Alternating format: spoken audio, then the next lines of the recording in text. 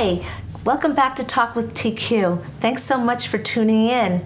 I'm really happy when you come, I gotta tell you. I feel real happy right now. But I feel especially happy because I have a great guest, and I want to call her my friend if she'll let me. I gotta ask permission. But she's just wonderful. I'll say she's been stalking me for years. That's okay, I've been stalking her. Her name is Beth Gersh-Nesic. Now, I don't know if I pronounced the last part of her name right, but I call her Beth. She's a curator, and I'm really honored that she's here because she's celebrating her 40th year as an art curator. And she's done a lot of that stuff. And I know her, and now you're gonna know her. Here she is. Hi, Beth. Hi, Tony. We are friends. We're definitely friends. I just got permission. Well, yes. Thank you, because I've always, we've been friends first. Yes, we were friends first. And then we started to talk about the fact that we like to do the same things. And then, of course, I was inspired to have a show, and I wanted you in it. Yes, well, that's right. That's true. So you're going to be in my show, Art Above the Sofa. And it's coming up very soon. It is at the end of the week. Yes. Thursday's the opening. Yeah. And then you're going to promote your book on Friday. That's a conversation on the sofa. Yes. We've rented the sofa. Tell us about the concept of art above the sofa. It's a concept, something that's very new, and something that you dreamed up. So tell the audience about this. Well, it started out with a conversation, because the New York Arts Exchange, which is my company, is about art and conversation. And it also started with one of my graduate students. He was my undergraduate first, and he's a grad now. Okay. So Patrick Henke is the chief curator of design and social media for the New York Arts Exchange now. Okay. And it started out when he was asking for a recommendation. And I said, oh, Patrick, if you want a recommendation for the entrepreneurial program at Purchase College, I have to know what to write. Let's sit down and tell me, what are you going to do with a master's? And as he told me, I'd like to sell art and explain to people why you buy art. And he's been selling real estate, and he sees that homes should have better art, and how do you educate people? I said, yes, this is very interesting. Let's think about this. And I would like to do that too. And out of this conversation came, out of the blue, one of these moments when you're at lunch with someone who says, artists were at the lunch, and they said, well, I don't make art above the sofa. And I sat there, and, we're still eating our salads, and I said, art above the sofa? What is art above the sofa? Right, So the performance artist said, oh, it's me above the sofa. But I thought, this is catchy. Where is art now? Where do we put it? We think art above the sofa means it matches. Yes. We're not really, we're assuming that means it's something that isn't a quality work of art. It's simply just decoration and accent on the wall. Right. But what are artists making art for? So what are artists making art for? Well, you're an artist, so you have to tell me, but that's my question. I mean, we have to ask ourselves, if it isn't art above the sofa, where does it go? I mean, what are you making the art for? Is it going to be in an interior? Do you think it just goes into the gallery and then it goes in a closet? So it brings up a question that doesn't answer it, but art above the sofa, which is the exhibition, is not, I don't think, art that's an accent on the wall. Each has content. We're looking at artists who are interesting. They have something to say. Conversation piece. We want conversation. We want art that stimulates conversation, and we're bringing conversation into the gallery. That's the next thing. We decided to make it look like a living room. Nice. Now that's a great concept. Now this is something very new. Yeah. I have not heard of it before, and that's why I was very intrigued about it when you presented it to me. Thank you. But what's interesting is, though, to me, is that you came and you found a piece of art that you felt was particularly interesting and strong, and so you chose it because it conjured up a conversation. Yes. Yes. And it also, your work converses with the students' work. So we started out, if we have art above the sofa, where do we start? Who is going to be invited? And we thought it would be interesting to start with students because their ideas are new to us. Yes. And maybe they're going to open up some way of expression that we didn't expect. Right. But as you can imagine, it's selfies. It ended up where most of the people who submitted to our we had a competition, we had a juried competition and a Facebook competition. One would be with artists who are judging, and one would be with their friends, their public. And so it ended up where we had one that is called Exposure, and it's from her selfie series. Oh, okay. And then the second place for the jury and first place for Facebook is also a face. It's a face with, it's called Blossom, but it's a face and it has a blossom next to it. And then we thought, okay, we need to have the jurors and artists. You were a person, I saw your work and I said, oh, you're perfect for the show. Which is a face and a sense of identity coming from the context of the face. Yes. So and that's why it's in the show. I think that we had a conversation, and maybe we can have this conversation for the audience about the timeliness of something. Yes. And the piece that you chose was something that is sold, but yet I continued to make prints of it because people still want it, and I find that's a lot of work. People, even though it's sold, they still want it or they can't afford it, and we can go into a whole digital thing and make it feel and look like an original. Now, you looked at this particular piece, which is called U.S. in Us, and you said that it's very, you said it was a strong piece. What did you tell me about it? And you just were mesmerized by it. Well, first of all, I mean, here we are. This is it. I mean, we have to talk about it. This is it, and that's it behind you. I mean, here's a face which is in our American flag, and it's emerging and it's also submerged. It's that terrible tension that we're feeling with our country. It's backwards, which is how we feel. Yeah. I mean, everything is just upside down, topsy-turvy. And it's an expression in which you could read anything into it. It could be panic, it could be a sense of loss, it could be a dreaminess. There's something about it. It's just a magnificent piece that has in and of itself visual content, and I want people to respond to it. I want people to talk about it. Yeah, people talk about it a lot, and there's a lot of work like that. Artists do a lot of work, and I'll say this as an artist, and you probably know this as a curator. More often than not, it's a social commentary. Yes, it is. So I really think that what you do is really very astute, because you did not know that this piece was unavailable as an original anymore. Yeah. But yet you, Beth, were able to look at it and see its relevance, even though the original was painted and sold. What year is this? It was painted and sold 12 years ago. Wow, what does that mean? It's still relevant. That's that sends a shiver down my spine. Yeah, and it's just interesting to me. So tell me about some of the other art specifically, and the kind of conversation that will happen with the other artists that will be above the sofa. Well, I'm happy you asked that, because I invited Kathleen Gillia, and when I thought of Kathleen's work, what she does is she appropriates old masters and she puts a little something in it, so you recognize the piece, but there's a little something which is contemporary, and that, of course, it's amusing and it's also profound, because when she puts that piece in, it has something that speaks directly. So I thought, well, I'm looking for smaller pieces, and she had this old masterpiece where it's a young lady. She's from 15th century Flemish, and she's holding a cell phone, and it's called texting. So I said, Kathy, do you have texting? And she said, I'm sorry, Beth, but it's somewhere else. But I have Muhammad Ali for you. And I said, are you serious? That's Muhammad Ali? Yes, Muhammad Ali. It's a portrait of him, and he's dressed as if he comes from the 15th century Renaissance period. He's Italian Renaissance, and there's sayings all in his back, behind him, or around him, as like a kind of backdrop. And I was sure she didn't have it anymore. I was sure it was sold a while ago, because I think it was I don't know, and it was in a show several years later, several years since. I think it's 2012, but I have to ask. The point was that I didn't even expect that it was available. So this is fantastic, because it's a great piece, and it is 19, I think, by 24. It's not too large. We have the winner of the show is a woman whose name is Hua Liu, I think, or Lu.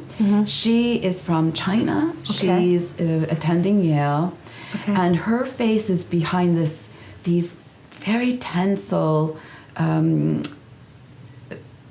threads, and they're against her face in such a way that it looks as though it's a harp or it's a screen or something which is obscuring it, but you can see her face through it. And she has these they are like a brass nail that's all over it. It's as though she herself, her face is being obscured by gauze, and it's obscured by things which are hard and shiny, and there's tension there. Wow. Almost, well, I guess with the harp strings, it's almost an imprisonment. Absolutely. Yeah. And that's her feeling of her own identity. Oh, okay. And she's from China? And she's from China, Okay. and she's attending school. Yeah. Okay. And the other person is Vicky Weijing Zhang, I think I pronounced it correctly. And we're looking at very big lips, very, very big red lips. And then there seems to be some kind of peony pink next to it that looks as though it's coming out of the lips as though it's blowing smoke. Oh, okay. And that's also very large. So that's a sense of self. And so we're getting from young people making art which is the figure but referring to themselves and their anxieties. Oh, that's very interesting. So that's why your work that sense of anxiety is really carried through with the conversation. So you tend to, it sounds like, you look for work that has some tension in it. You're not looking for pretty flowers. Yes, it's not really art above the sofa as people usually mean it. Yeah. This is really going to be a surprise. And there is abstraction. One woman, Priscilla Schock, who comes from Brazil, she has a piece which is the one that she had on Facebook, which was very colorful, wasn't quite for the context with the work that you're doing, everyone else's, it wasn't quite going to, for my situation, I didn't think it was going to work well. Right. So I chose a piece that she had in her studio that's black background with silver and gold, and it's entanglement. It has a little more, as you said, tension. It goes with it. It's abstractly expressing tension. Right. And then Marjorie Vancura's work also looks like it's abstract, but it's actually based on it's landscape that she's made these lines and she's removed the buildings and the lines remain, usually. Oh. And she's been inspired by some unfortunate situations for New York. When we had Hurricane Sandy, Yes. she works for a gallery. She works for Michael Rosenfeld's gallery. And in Chelsea, they had the inundations. They had the flooding. And she realized Mother Nature is so strong. Yes. It was physically in front of her. And she started to make works of art in which she responded to the appearance of things that had been destroyed by Hurricane Sandy. Wow. But they're not literal. They're outlines of things that are the buildings and the shorelines, and it's a very interesting idea. So she sort of draws you into the piece. The piece is about its tension rather than literalizing the way it looks in nature. Yeah, it's interesting. Now you teach art history. I do. A long time. Yeah, I would love to talk to you about that in a different interview. I would too. So that's an interesting subject. I'm not an art historian, but I know a little bit basically what you learn in high school. You learn a little art history. You learn a little art history, just from going to museums. So how long have you been teaching art history? A very long time. Okay. So yeah, No it'll pun age intended. me, but that's okay.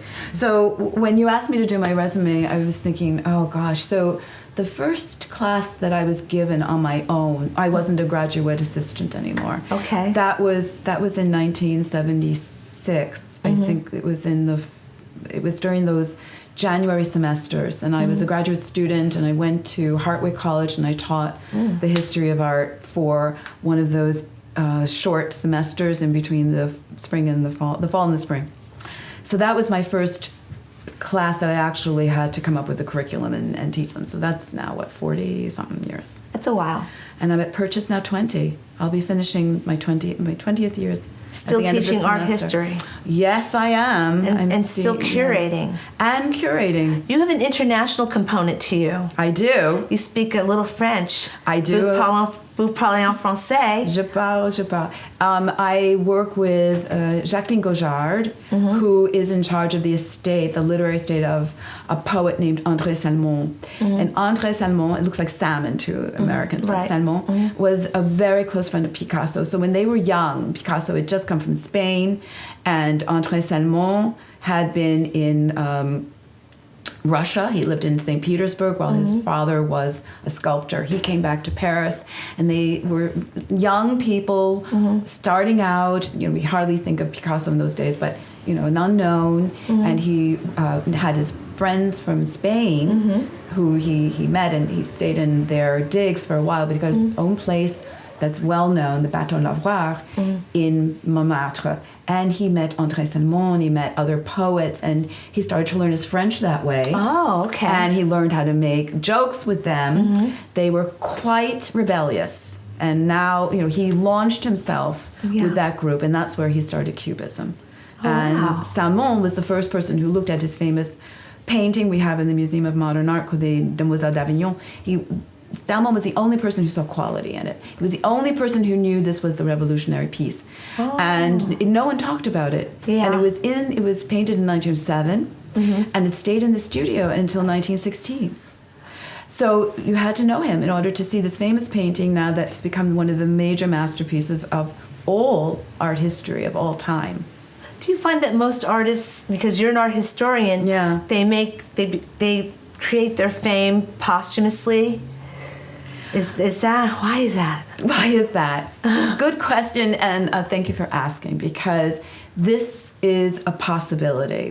Picasso was, if he had social media today, he would know how to really do it well. He was unusual. He knew, he was, of course, a genius, and he was unusual in so many ways. So his life and becoming famous during his life, but he didn't become Picasso as we know him until about 40.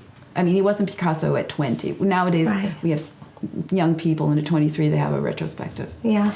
But famous, I would say, Modigliani. Okay. Amedeo Modigliani, who died very young. I didn't know he died young. He died young. He died in 1920. He barely made it to 1920. He died in January.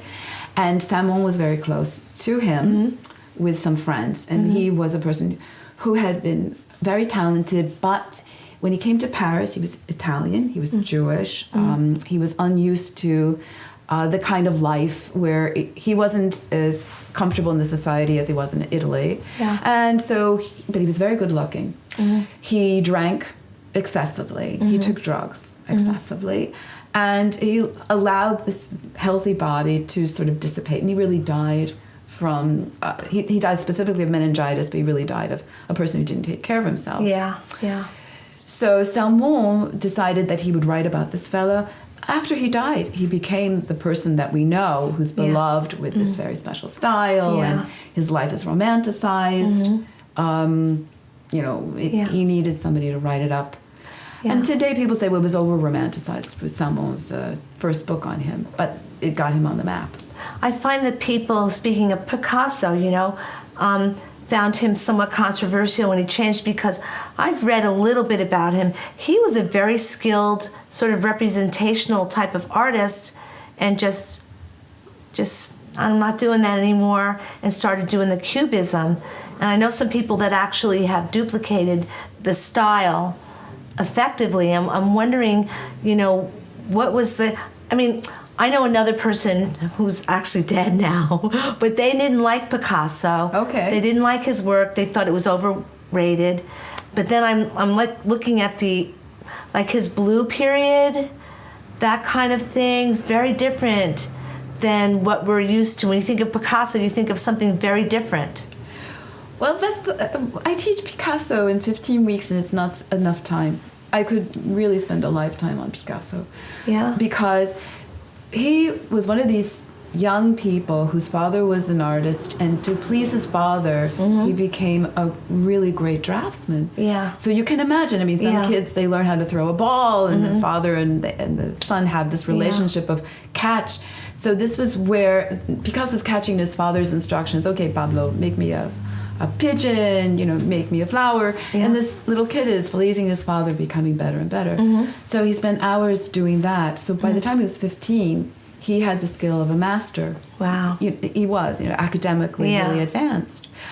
So he comes to Paris, and he recognizes that modern art is changing. And his father belongs to the old school. So maybe part of that is the child. And what year would that be around? He comes to Paris a couple of times. So in 1900, 1901, he settles in 1904. Yeah. So the blue period is really a Spanish period. It's the Barcelona period. Yeah. When he comes in 1904-05, that's his pink period, the rose period. And he likes symbolism. He's interested in the kind of artists who look more like they have androgynous looking figures. Yeah. And, you can think of Odéon Redon. But while he's working on that, Cézanne in 1906, he dies. Cézanne dies in 1906, and they have loved Cézanne, and he's not everybody's favorite artist at the time. You have to really know about his work through his dealer, Vollard. But you know how it happens. You would just ask the question, so it's a wonderful question. Did they become more famous when they died? Yeah. Yeah. As everyone starts to look at Cézanne and they adore Cézanne. Yeah. And because he died, there's retrospectives. Yeah. And out of this Cézannisme, becoming Cézannian, he finds his way to Cubism. Right. It's interesting, and I think that a lot of people in art history, I'm not a historian, but I know what I needed to know to graduate from high school. I could say that it seemed that many of them were friends from each other, with each other. Oh, yeah. There was a lot of that. And do you sort of see that now? I know in my community, I wonder how people will view us in this, I do too. like 100 years from now. Oh, I think so. Mainly, what's most interesting is Facebook, of course, because you can see the clusters. If you friend someone, you can see all the people they know. Is it genuine friendship? Who knows? Only they know for sure. It sure looks good, that they have. We'll pose for a picture. I'm laughing because it's true. I can remember taking a picture with the Arts Council down by the riverfront. I might have been a year and a half ago. And then they're like, okay, we got to take a picture. We're all there. And someone said, let's pretend we actually like each other. Oh, gosh. But we do know, it's a rough and tumble world, let's face it. It's more business than any other time. I think that artists, particularly maybe in the 50s when they were just starting out, they created the idea of having the exhibitions that were not in the galleries, that sort of experience. Yeah. And they felt, I guess, less wedded to the idea they make a lot of money. Right. Now everyone wants to figure out what is the magic formula in order to sell. There's no magic formula. There are many formulas. There are. Or is it formulae? What is it? Formulas. Whatever. It's fine. Yeah. We haven't found it yet, and that's the reason why. It yet. But I love the fact that you do speak. You talk the talk and you walk the walk because you do know your stuff. I'd love to go to a museum with you one day. Oh, thank you. Well, I gave tours for the New York Arts Exchange. That was how I started. And I haven't done tours for quite a while because I got into this curating thing. Yeah, tell me about that because I think our audience is very interested in what you do as a curator and what is it that you look for. Now, I know what you looked for your new concept, and it's a great concept. But where have you curated? What countries? What cities? Well, usually this is my first show that it's my own. That's the reason. It's a pop-up. Okay. So it's going to be short-lived. It's a trend, though, the pop-up. But that's just it. The pop-up I started to think about seriously when I did a small pop-up in Hastings-on-Hudson. And previously, friends have invited me to come in, and that's been, the concept of a short-lived. Yeah. Because we realized that no matter how long the show is up, everyone comes to the opening. Maybe they come the first few days. If you actually pressure people to come because it's only a few days, maybe that's just as effective as having it up for several weeks. Yes. Because at the end of it, people say, "Oh, I forgot to go." Yeah. So the first time I curated was I was a receptionist at the Herbert F. Johnson Museum at Cornell. Okay. And I was finished with my master's degree, and I was just trying to get my foot in the door with museums. The director at the time was Tom Levitt, and he came by the desk and he said that the Gallery Association of New York State, which is called GANNY's, would like us to put together some prints from our collection. Would you like to curate that? And I said, I'd love it. So he said, yeah, well, why don't you do that? So I had my shift in the afternoons, and in the morning I would come in, and I learned how to curate with the person who was in charge of the collection with all the people who were curating already for the museum. I mean, I was just learning by doing. And so that was, the Gallery Association of New York State would box things, put them into their own installation stands or whatever it is. It came as a whole set. Like you just unbox it and you put it up into a space. And that was toured around, I guess, for a year. It was French prints, mainly 19th century. And, you know, had that wonderful charm. I think I called it French images or something like that. So that was the first one that I did. And then, I don't know, there's just been so many. For a while, I was in Katonah, when Katonah Art Center was in Katonah, and now it's in Golden's Bridge. And they had a gallery in the space that was on Bedford Road. I was the gallery manager, so we had several shows there of people who are from this area, Westchester. That's a great gallery. It was a lot of fun. And then she moved into the house. It's a museum, actually. Well, Katonah Art Center is the art school, not the museum. So the art school is the one that's the center. And then she moved into a house, and the gallery has ceased to be. And then she's moved into Golden's Bridge. And I just did a show a year ago of Masako Inkyo. She's an artist who's a master of calligraphy. She's Japanese. Calligraphy is shodo. So that was a magnificent show. And the space is an old school. It took place in this big room that is a former school. So that's, we'll plug Katonah Art Center. Well, they should pay me. And it's Anderson Chase Gallery. The gallery inside is Anderson Chase Gallery. So that was a year ago. And since then, I did a show for Esterhazy Fine Art, and that was Jay Milder, who is a late 1950s, early 60s expressionist, figurative, wonderful guy, very mystical, all Kabbalah. I love him. Wow. Yes. Interesting guy. And that was in October. And I did Sasha Merritt. And Sasha Merritt is Romanian. He is still up at Raphael Gallery. And that's at 235 East 59th Street. And he's opening a show in another gallery. So you're curating all over the place. I'm not curating the new show. That's a Shukin. That's Shukin's show. Okay, but we have to definitely talk to you again, because art is like forever. And you're just doing so much stuff. Yes, you know, I am. But Art Above the Sofa. That's your concept. That's your great concept, and I believe in it, because whenever I sell a piece, it ends up being a conversation piece over somebody's dinner table, and the art is above the sofa. You know, and I think it's an excellent concept. Well, there'll be more pop-ups, and you know there'll be more interviews between you and I. So between you and me, my English. It's almost as good as my French. Anyway, but let's talk about this more, because I think it's an ongoing thing, this pop-up gallery, and your concept is definitely good. I hope that you put a trademark on it.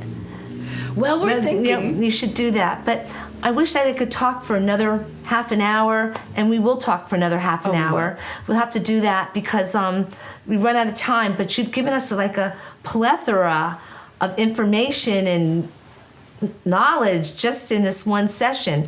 This is great. I feel like I just got a free art lesson from you, art history lesson from you. Thank you very much. I'll show you my collection, and you tell me if it's worth anything. But anyway, of my collection, not my work, my collection.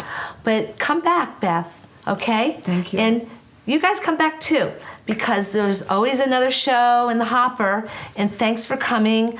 And I always appreciate it that you tune in and listen to my shows. And I'll always have a great guest. And I thank my director and producer, James Brooks. He's the best. He's the best. You know, I don't want anyone else stealing him from me, because this is a great show. He does a good job. And as he's giving me the wrap-up sign, as soon as I mention his name in his humble modesty, thank you for coming to see Talk with TQ. And this show is going to be on the air very soon, because you're listening to it right now.